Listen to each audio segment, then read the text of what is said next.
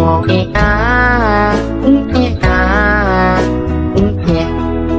been a really, really messed up week. Some days told you, some days better. La la la, la la la. Kenapa ngos-ngosan gitu? Kalian lari katanya.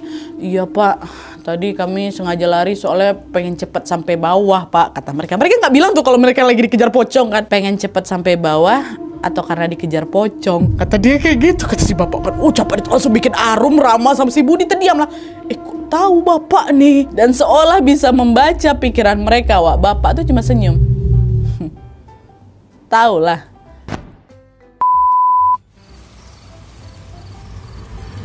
Hai, wassalamualaikum warahmatullahi wabarakatuh. Terima kasih sudah klik video ini. Gimana kabar kalian wae? Apakah malam ini ada yang lagi ngerasa capek, jenuh, bosan gitu? Untuk mengatasi rasa jenuh dan bosan, liburan ke alam bisa menjadi obat paling ampuh buat merefresh pikirannya kan.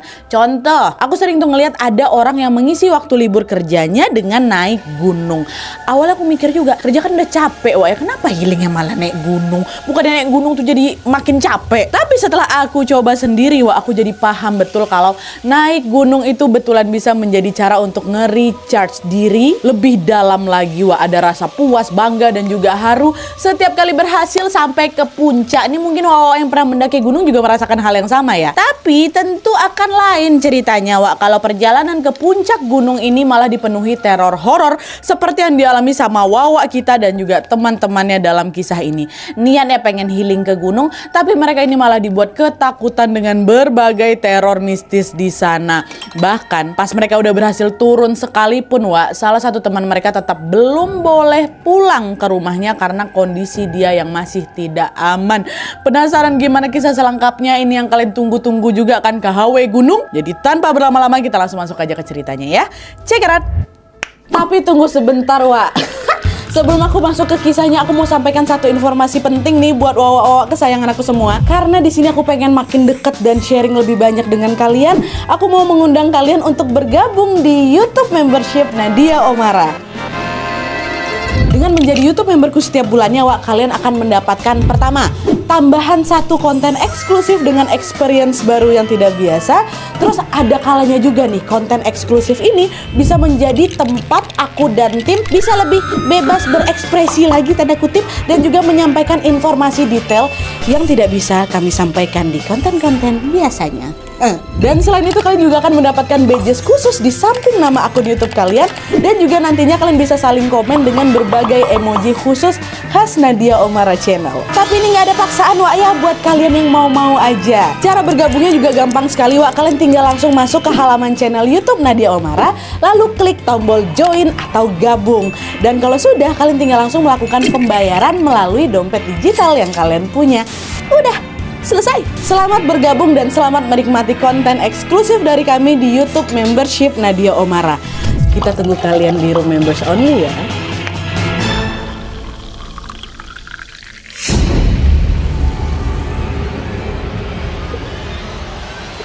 Oke, jadi kisah yang akan aku ceritakan malam ini dikirim sama kita yang sebut saja namanya Arum dari Jawa Barat. Halo Arum. Nah, jadi pengalaman horor ini terjadi waktu Arum dan juga teman-temannya pergi mendaki salah satu gunung yang ada di Jawa Barat. Sesuai request dari Arum dan juga teman-temannya, di sini dia memilih untuk tidak menyebutkan nama gunungnya ya. Jadi biar gampang kita sebut aja namanya Gunung A. Alasannya kenapa dia nggak mau nyebutin nanti kalian tahu sendiri. Nah, jadi ceritanya pada saat itu Arum ini udah lulus kuliah dan dia baru mulai kerja di kota Bandung. Nah, tempat kerjanya Arum ini ngikut jadwal pemerintah, jadi setiap kali pemerintah menetapkan tanggal merah dan cuti bersama, mereka juga ikutan libur. Nah, pada saat akhir tahun menjelang awal tahun tiba, ada banyak tanggal merah karena yaitu libur Natal dan juga tahun baru. Nah, Arum pun pengen mengisi waktu liburnya itu dengan jalan-jalan. Pas kali nih libur, nanti enaknya aku jalan-jalan kemana ya? Naik gunung aja kali ya, kata dia gitu. Nah, tiba-tiba ide itu muncul naik gunung. Nah, kebetulan si Arum ini memang suka kali sama kegiatan-kegiatan kegiatan di alam gitu. Dan sebelumnya dia juga udah pernah tuh beberapa kali mendaki gunung. Nah, terus udah tercetus ide itu, dia pun langsung ngajak kawan-kawan lainnya yang juga suka naik gunung untuk mendaki bersama. Singkatnya, terkumpullah itu Nat, ada 5 orang nih yang mau diajak muncak. Mereka adalah si Arum, Wawa kita, terus ada Nisa, Sarah, Rama, dan Budi. 3 perempuan, 2 laki-laki ya. Nah, mereka berlima ini sama-sama stay di Bandung, Wak. Jadi, nanti pun mereka juga bisa berangkat bersama dari Bandung. Nah, lalu untuk bisa memudahkan komunikasi, mereka pun bikinlah grup chat gitu. Nah, di grup chat itu mereka saling berdiskusi untuk menentukan gunung mana nih yang mau mereka daki ya kan.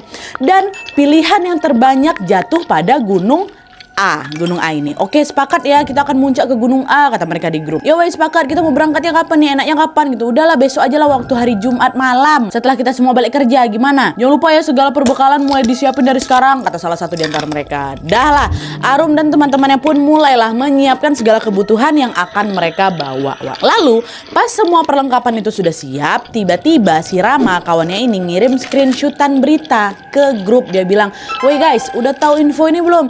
Ternyata Gunung A ini lagi ditutup sementara selama beberapa bulan ke depan, soalnya cuaca lagi buruk dan juga lagi ada pemeliharaan ekosistem di sana." Si berita itu ngisi kayak gitu, bilang kayak gitu. Nah, yang lain jawab, "Ya aku baru tahu pula, terus gimana nih? Kita mau muncak ke gunung lain kah?" Kata salah satu di antara mereka. "Bagusnya gunung apa ya selain Gunung A? Nggak tahu kalian pengennya apa gitu kan." "Kalau aku sih tetap pengen ke Gunung A ya." "Iya sama aku juga, aku juga." Semuanya tuh pengennya ke Gunung A, nah dia termasuk juga aku, kata si Arum.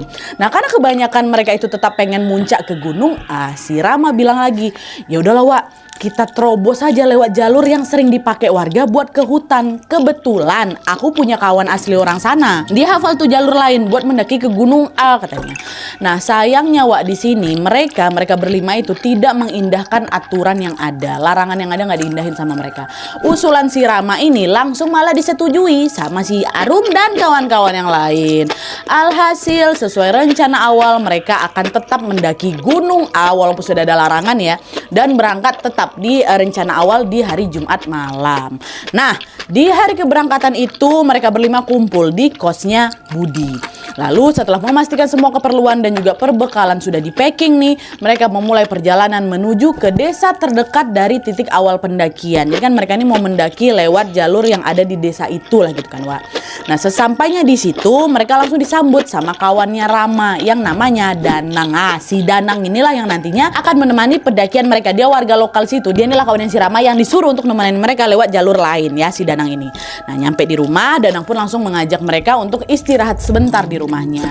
Yang perempuan si Arum, Sarah sama si Nisa langsung bersih-bersih bentar, terus mereka mandi. Sementara yang laki-laki Rama, Budi dan juga Danang masih ngobrol Wak di teras rumahnya si Danang. Nah, pas si Arum ini lagi siap-siap mau istirahat Wak, dia nggak sengaja denger obrolan kawan-kawannya yang cowok yang lagi di luar itu. Danang bilang ke si Rama, nah dia ngomong kayak gini, "Kalian yakin mau nerobos lewat jalan ini weh?" Kata si Danang, "Yakin lah, jalurnya aman kan?" Kata. "Bukan masalah aman atau enggaknya Wak, maksud aku nih ya, itu yang cewek-cewek gimana?" Kata si Danang. "Oh, mereka juga aman kok. Mereka tuh juga udah biasa naik gunung, fisiknya kuat pasti. Bukan orang yang baru sekali ini naik gunung. Kami semua suka naik gunung gitu. Bukan soal itu." Waduh, gimana ya cara ngomongnya, kata si Danang. "Apa sih? Ngomong aja ngapa? Nggak apa-apa kok," kata si Rama gitu. "Jujur aja nih Wak ya, pas kalian bilang mau naik ke Gunung A ini, aku kira nggak ada ceweknya. Atau ngapa kalau ada ceweknya? Aku khawatir kami bakal ngelakuin aneh-aneh di sana, ha? Kok pikir kami pasang-pasangan di sini? Enggak, kami teman aja. Kami muncak ya gegara mau muncak, gegara mau nengok keindahan Gunung A, nggak ada niat lain kok. Udahlah tenang aja lah kok Danang," kata si Rama lagi. "Oh ya udahlah kalau kayak gitu, tapi nih kalau terjadi sesuatu di sana aku nggak tanggung jawab ya," kata si Danang. Nah, mendengar percakapan itu Wak, Arum yang denger itu jadi ragu. Ngapa pula tiba-tiba Danang ngomong kayak gini ya? Dia kan warga lokal kan? Apa yang cewek-cewek nggak usah ikut aja? Kata si Arum dalam hatinya. Tapi waktu Arum mengungkapkan keraguan itu ke Sarah, ke kawannya, Sarah bilang, "Udahlah weh, jangan kau terlalu parno dengar ucapan kayak gitu. Biasalah ada kekhawatiran kayak gitu, apalagi kita perempuan. Terus sebelum-sebelumnya juga nggak apa-apa kan kita nih naik. Udah aman, semua bakal baik-baik aja. Besok kita berangkat mendaki dan kita akan pulang dengan selamat." Udah itu aja lah dalam hati gue, kata si Sarah kayak gitu. Dah lah, setelah diyakinkan sama si Sarah, Arum pun mantap untuk tetap ikut mendaki. Ya, mereka istirahat dulu nih rumah si Danang. Nah, keesokan paginya pendakian pun dimulai, Wak. Mereka berjalan beriringan melewati rumah-rumah warga, area perkebunan, sampai ke perbatasan hutan. Sebelum masuk lebih jauh, Wak, di area perbatasan hutan itu Danang ngajak mereka untuk berdoa bersama dulu. Nah, setelah berdoa, Danang bilang, nanti kalau ada apa-apa di sepanjang jalur pendakian ini, jangan langsung diceritakan di tempat ya guys. Tunggu sampai kita turun, nanti ceritanya pas kita udah pulang aja semuanya. Dan karena sekarang Gunung A ini lagi ditutup, kalian tahu kan semuanya lagi ditutup nih, besar kemungkinan di atas nanti kita nggak akan ketemu atau juga papasan sama rombongan lain. Jadi pastikan jangan ada yang mencar ya, kata si Danang. Nah, mendengar arahan Danang, Wak, mereka berlima pun mengangguk-ngangguk aja. Lalu mereka pun melanjutkanlah ini perjalanan dengan berbaris satu persatu. Yang jelas waktu pertama kali itu Nadia aku lupa urutannya. Yang jelas Danang yang paling belakang, kata si Arum. Di hari pertama pendakian itu, Wak, tujuan utama mereka adalah ke area camp yang kita sebut aja namanya Padang Savana ya. Ini ada nama area tempatnya di Gunung A ini, tapi kita sebutnya Padang Savana. Nah, Padang Savana ini biasanya para pendaki akan selalu ngebuka tenda di situ. Begitu juga dengan Arum dan kawan-kawan. Nanti mereka akan membangun tenda dan juga bermalam di Padang Savana ini.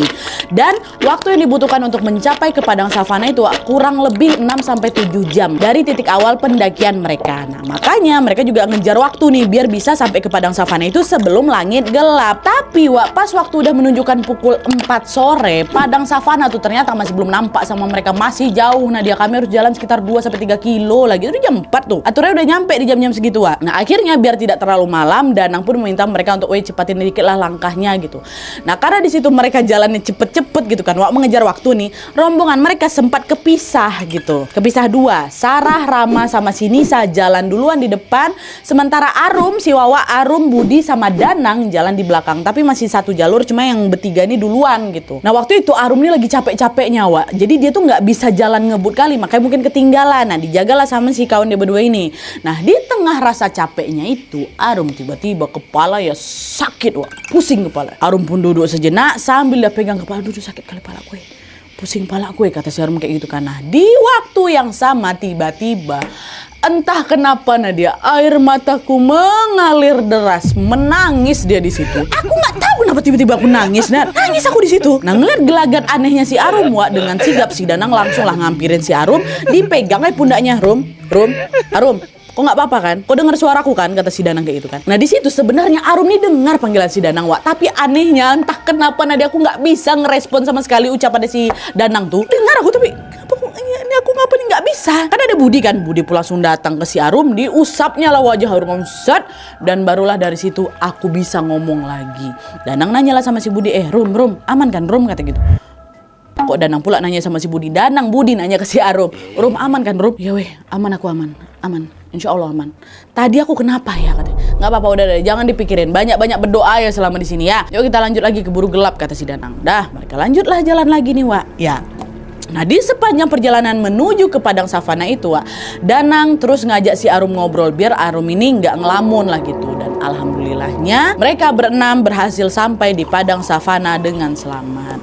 Sesampainya di sana, area Padang Savana itu, Wak, betul-betul sepi kali. Ya wajar lah, orang Gunung A emang lagi ditutup sementara ya kan, sepi gitu. Nah, cuman ada rombongan kami aja yang ngecamp di sana. Dah tuh, Arum sama kawan-kawan yang lain pun langsung mendirikan 2 tenda. 1 tenda untuk laki-laki, 1 lagi tenda untuk perempuan. 3 laki-laki, 3 perempuan kan jadinya waktu itu mereka.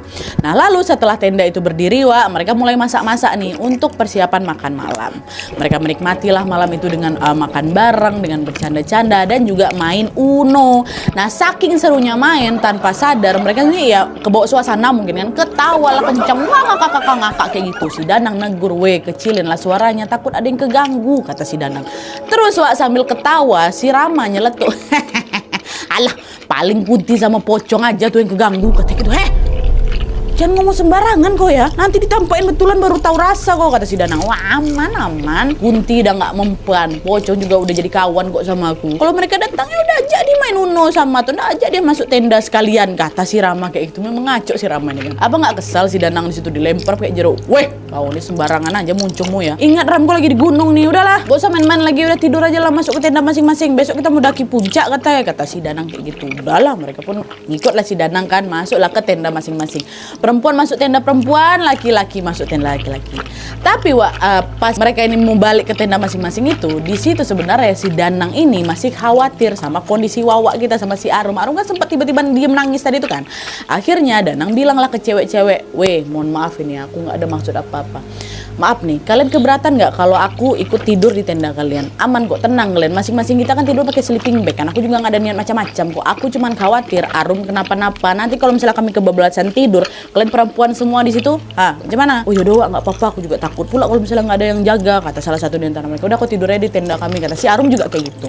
Nah jadi malam itu yang tidur di tenda cowok udah cuma si Budi sama si Rama aja. Danang ikut tidur di tenda cewek berempat. Nah pas mereka sudah mulai tertidur lelap, tiba-tiba kami kebangun gegara dengar suara Rama sama Budi. Woi, buka tendanya, buka, kami mau masuk, buka, kata mereka berdua kan. Nah pas si cewek-cewek kebangun semua ngebuka tenda, Budi sama Rama langsung buru-buru masuk ke dalam tenda kami. Nah dia pucat semua muka berdua, yang ngos-ngosan mereka kan. "Weh, ngapain nih? Apa aku pucat gitu mukamu?" kata mereka. "Weh, di tenda kami ada Kunti," kata. "Hah? Kunti? Jangan bercanda kau orang mah. Sumpah demi Allah nggak bohong aku. Tadi waktu kami tidur tiba-tiba ada yang nyanyi di pojok tenda. Pas kami tengok ternyata ada kuntilanak terduduk di situ, weh," kata dia kan. Di situ Budi sama Rama kelihatan mau banyak cerita lagi kan, tapi dan langsung sudah nggak usah kau lanjutin. Kok ingat kataku? Kalau ada apa-apa jangan ceritakan di sini. Itulah kan tadi kalian ngomong sembarangan kan, kalian tapakin takut kalian. Udah di sini aja lah kita gabung berenam satu tenda nih, kata si Danang. Udah lah berkobok lah kami semua satu tenda tuh berenam di situ. Nah dia tampain Kunti si Rama sama si Budi itu kalian. Hihi. Dah tuh, keesokan paginya mereka pun bangun sekitar jam 5 subuh dan langsung bersiap-siap mendaki ke puncak, Tenda dan juga beberapa barang mereka biarkan tetap ada di padang savana. Jadi mereka bawa peralatan seadanya aja untuk naik ke puncak. Nah, dari titik mereka menginap sampai ke puncak, diperkirakan butuh waktu sekitar 1-2 jam lah paling lama kali itu, Dan alhamdulillahnya perjalanan itu berhasil mereka lalui tanpa hambatan. Sesampainya di puncak, ya biasalah mereka sempat foto-foto sebentar, terus nggak lama kemudian mereka turun lagi lah menuju ke area camp di padang savana itu. Sesampainya di area camp, mereka langsung bongkar tenda, mereka beresin lah semua peralatan dan rencananya mereka akan langsung berjalan turun nih pada saat itu juga. Kalau kelamaan takut nanti kami kesorean pula nanti di jalan karena mau langsung pulang memang. Udah siap semua, siap lah dibalik. Di perjalanan pulang itu mereka jalan dengan baris satu persatu. Ini masih ingat si Arum susunannya. Yang paling depan tuh Rama, aku nomor 2, si Arum nomor 2, Nisa, Budi, Sarah, dan Danang di paling belakang lagi. Nah di beberapa kilometer pertama perjalanan masih aman-aman aja, Tapi nggak lama kemudian, ini masih di pagi lah nih, mereka dengar Nisa kawannya tiba-tiba teriak histeris, jongkok dia tutup kedua, kata gitu kan. Langsung lah berkerumun, ngapa kok Nisa? Ada apa kok, tengok apa? Kata gitu. Nah sebelum Nisa ini sempat mengatakan sesuatu, Danang udah pasang pada sudah, jangan diceritakan di sini. Udah kita turun aja dulu, kata si Danang karena udah nih Nisa ada teriak. Itu siang, Dan setelah mengalami kejadian janggal itu, langkah kaki Nisa ini tiba-tiba macam melambat gitu loh. Nisa ini macam nggak kuat jalan ngebut gitu. Biasanya kan kalau turun tuh kadang orang bisa berlari loh, Yang ku tahu ya, mendaki itu bisa 2 langkah, turun itu bisa 1 langkah. Lebih cepat turun, tapi si Nisa ini nggak kuat gitu loh. Nah jadinya lagi-lagi rombongan mereka kepisah lagi lah jadi 2. Arum, Budi sama si Rama paling depan, Danang, Sarah sama Nisa di belakang. 2 perempuan 1 laki-laki, 2 laki-laki 1 perempuan. Nah ini yang di depan ini si Wawa ya kan. Jalan lah ini terpisah lagi, tapi masih 1 jalur. Di sepanjang perjalanan itu, ini rombongan yang pertama ya, rombongan si Wawa, Arum, Budi sama Rama lebih banyak diam, Kami diam aja di sepanjang jalan tuh dia. Sampai akhirnya si Budi tiba-tiba ngomong, "Weh, kita jangan jalan cepat-cepat kali lah, tunggulah di belakang tuh. Danang kan juga masih di belakang. Kan dia yang paling hafal jalan di sini, weh. Kalau kita kepisah jauh dari si Danang, takutnya kita nyasar," kata Budi. Rama jawab, "Udah aman, Bud. Jalan yang kita lewatin udah benar kok. Aku juga udah hafal kok jalannya. Betulan. Kalau nanti kita nyasar gimana?" Kata si Budi lagi. "Gampang. Kalau nyasar kita tinggal tanyain sama pocong," kata gitu. Ada si Rama nih. Kesal si Budi sama si Rom. Rama, kok nih apalah nih, Kita ini masih di gunung, lo nggak kapok gue sama kejadian semalam," kata si Budi lagi kan. "Maaf, aku cuma bercanda," kata si Rama gitu. "Nggak lucu bercanda kau. Yalah, lanjut jalan lagi. Kau jangan jaga-jaga omongan kau ya. Jangan pula gara-gara kau kayak yang kena," kata si Arum lagi. Dah, mereka bertiga lanjut lah itu jalan. Sampai mereka ketemu sama sebuah pohon besar. Mereka berhenti bentar di pohon besar tuh. Diperhatikan sama mereka pohon itu. Wah, bukannya kemarin pas kita berangkat gak ada ternampak pohon ini ya? Salah jalan kita nih jangan-jangan, kata mereka. Budi bilang, iya ya Rum, kayaknya kemarin kita gak lewat sini lah, ini nyasar kita nih. Di situ Arum sama Budi udah kelihatan cemas sekali, Wak, karena aku ingat waktu mendaki gak ada nampak pohon ini. Dan pohon tuh lumayan bisa menarik perhatian Wak karena besar. Tapi lagi-lagi di sini Rama nanggepinnya dengan santai. Udah, aku lihat kok pohon ini waktu kita ngedaki kemarin. Mata kalian aja tuh yang buram, gak nengok. Udah ya jalan aja yuk, kata si Rama. Udah lah, kita tunggu aja lah Nisa Sarah masih danang tuh. Mereka yang lebih hafal jalan lagi. Lama nunggu mereka. Tua, udah lah yuk aku hafal kok jalannya, percaya sama aku, kata si Rama. Udah lah, akhirnya mau gak mau Nadia dengan perasaan yang cemas, mereka pun mulai melanjutkan perjalanan gitu. Baca doa ya pun Nadia, bismillah. Nah lalu, selang 15 menit kemudian, Wak, tiba-tiba entah kenapa nih, angin kencang datang. Wah gitu, kencang tiba-tiba aja. Nah di situ aku makin gak enak perasaannya karena dia kata si Arum kan. Arum pun ngajak Budi sama si Rama untuk berjalan lebih cepat lagi, cepat lagi jalan, udah gak enak nih perasaan aku gitu. Di situ Arum udah gak berani lagi nengok-nengok ke belakang. Sampai akhirnya tiba-tiba langkahnya terhenti pas dia dengar ada yang berbisik halus di telinga dia. Dia ngomong kayak gini, tungguin, kata gitu. Dak, macam di telinga aku ngomong tungguin gitu. Astagfirullahaladzim, apa tuh? Makin gak berani aku nengok ke belakang. Udah, jangan kau tengok, jangan kau tengok. Jalannya kurang, fokus ke depan, fokus gitu kan.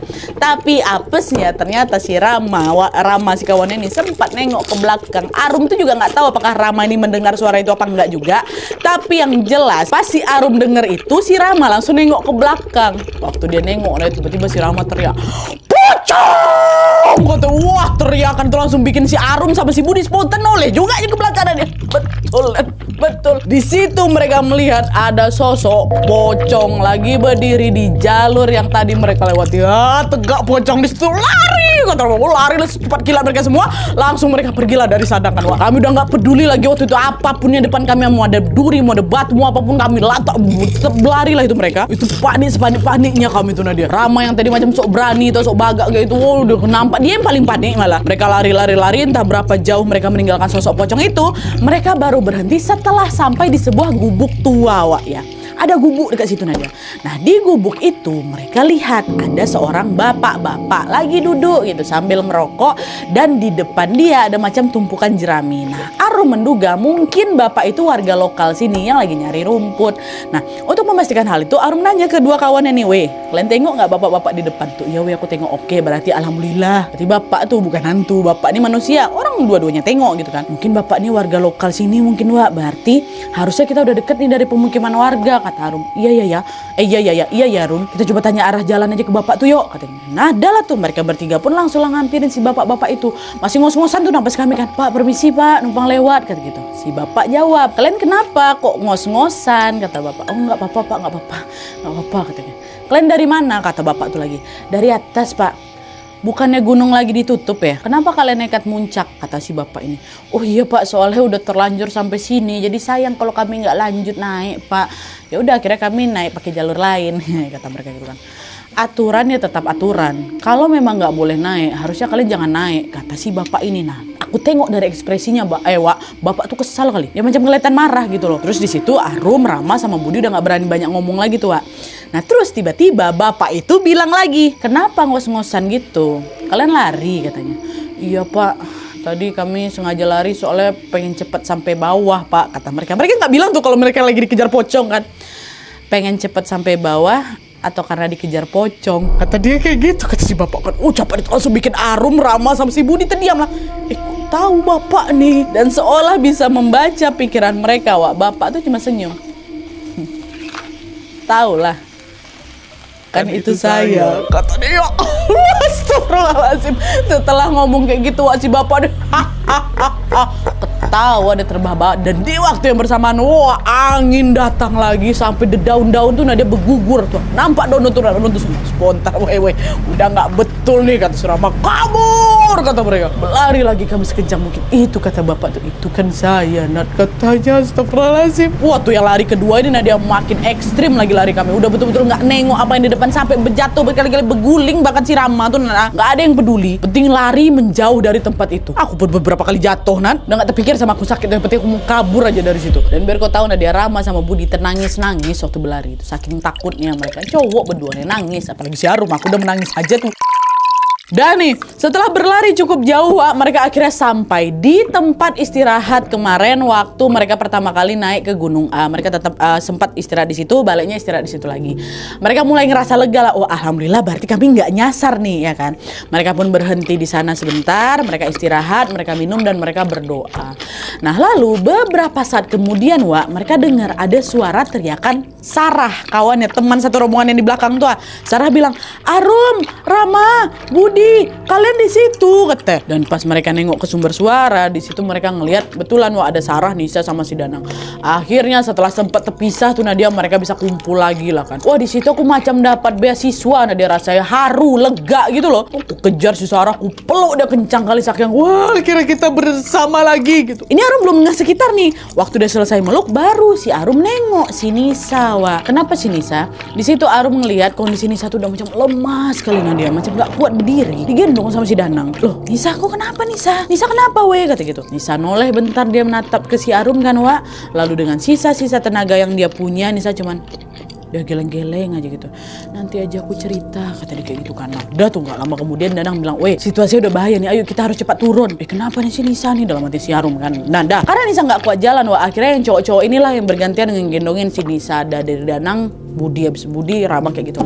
Dan alhamdulillahnya tepat ketika azan maghrib tiba, Nadia, kami udah nyampe di bawah dan kami udah keluar dari area hutan. Baru keluar dari area hutan, Wak, ya, tapi udah lega lah, setidaknya kita udah nggak di hutan lagi gitu. Nah, pas mereka mau melanjutkan perjalanan ke rumahnya Danang, Wak, tiba-tiba Arum, Wawa dengar lagi ada suara halus lagi, Nadia, di telingaku. Ngomong apa? Badai kemana? Mau kemana? Kata dia kayak gitu, Nad. Dan suara itu persis sekali sama suara yang Arum dengar di atas tadi, Wak. Dan bersama dengan munculnya suara itu, badan aku nggak bisa digerakin, Nadia.